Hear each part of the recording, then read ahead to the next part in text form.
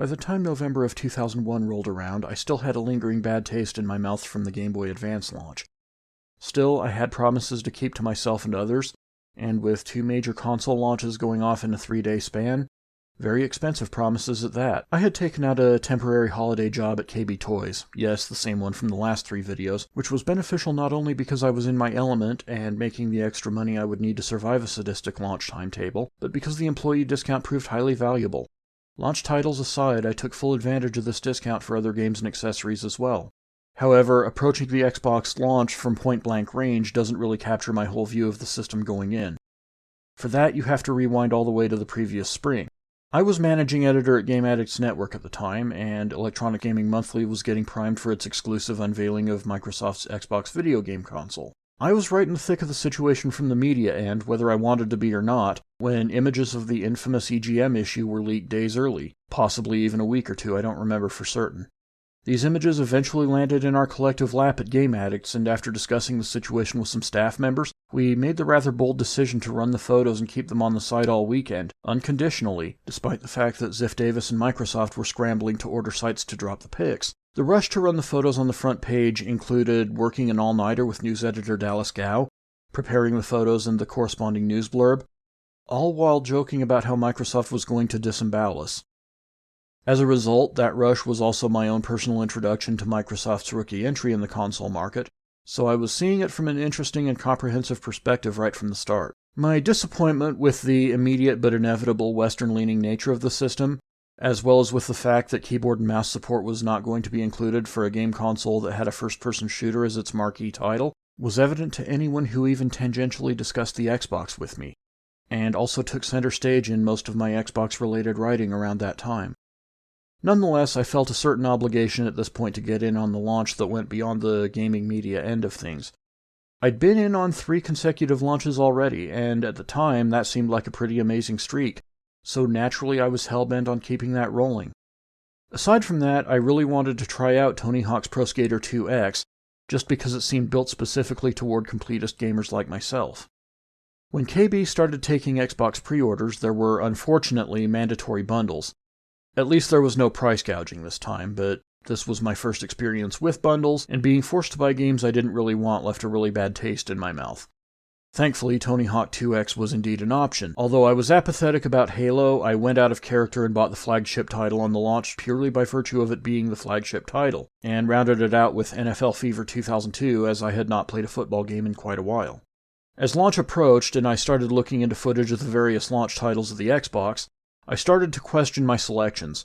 Project Gotham Racing started looking really good to me, and although I was still lukewarm on DOA 3, I knew I was going to snap NFL Fever out of my pre-order, if not Halo as well. I watched the official launch in New York on a webcast before I went to bed. It was pretty cool seeing how dedicated Microsoft was to the system, and it really left me with some unexpectedly solid confidence toward the Xbox going into the next day. I showed up early at the mall. I think the opening was at 8 a.m. for the Xbox, and I got the third of 4 units thanks to KB's straight system launch treatment. But how the hell did I keep cutting it so close? A nice touch this time around was that I noticed some familiar faces from the Dreamcast and PS2 launches. I remember one of them simply saying, "We're the group." It was cool seeing some regularity of that sort start to develop in local system launches, and that's something I really miss about how they're treated today. Sure enough, when I got in the store for my turn, I swapped NFL Fever out of my bundle in favor of Project Gotham Racing, which would go on to be one of the best gaming decisions I ever made. But I kept Halo over Dead or Alive 3. After coughing up the money for my system and the games, along with the extra controller I didn't even want, I left the mall and headed for the bus stop. It was foggy as hell outside, total Silent Hill status, which I actually kind of liked, but I was both miserable and somewhere beyond tired when I finally arrived home. I was still fairly quick in setting the Xbox up. The first game to go in was Tony Hawk 2X, which was everything I expected it to be. It was actually rather difficult to pry myself away from it long enough to check out Halo and Project Gotham. I seem to remember tearing through most of the game and having a good chunk of the review written before I even took the disc out. The next game I tried out was Project Gotham, which worked after some effort on my part.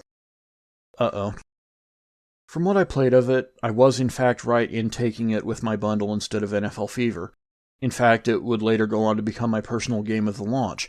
Probably would have been my game of the year, too, if it hadn't been for Capcom vs. SNK 2. Then I reached for Halo and fired that up, or at least I tried. I had the same problems I had with PGR, but it took me even longer to get the game to boot. This meant that both my PGR and Halo discs were presumably okay. It was just my Xbox that had the problem. By the time the day was over, my Xbox refused to boot any of my games, and I had been jerked around by Microsoft tech support more than I wish I had allowed. I did get the Tony Hawk review taken care of, but Halo and PGR had to be handled by other writers, who did a great job in the clutch. Finally, I called KB Toys, informing the manager of the situation, and she told me I could get a replacement Xbox out of the second allocation Monday morning. Now, I want to make sure I'm crystal clear on this. Xbox launch was on a Thursday. I was scheduled to work Friday, Saturday, and Sunday, all fairly late shifts.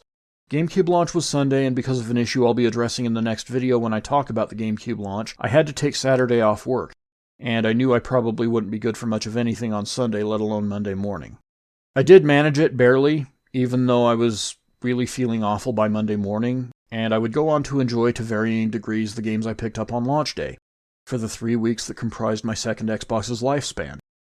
Needless to say, I didn't exchange this Xbox for another one, opting instead for PS2 and GameCube games. I would eventually get a good Xbox a few months later alongside the releasing Rally Sport Challenge, and learn to appreciate the system and brand, but for this particular system, launch just wasn't the right time. It's something you just come to learn as an early adopter. It'll happen. And that's all for now. If you like this video, then be sure to like, comment, share, and subscribe as it really helps the channel out. Click the notification bell if you want to find out exactly when the next video comes out.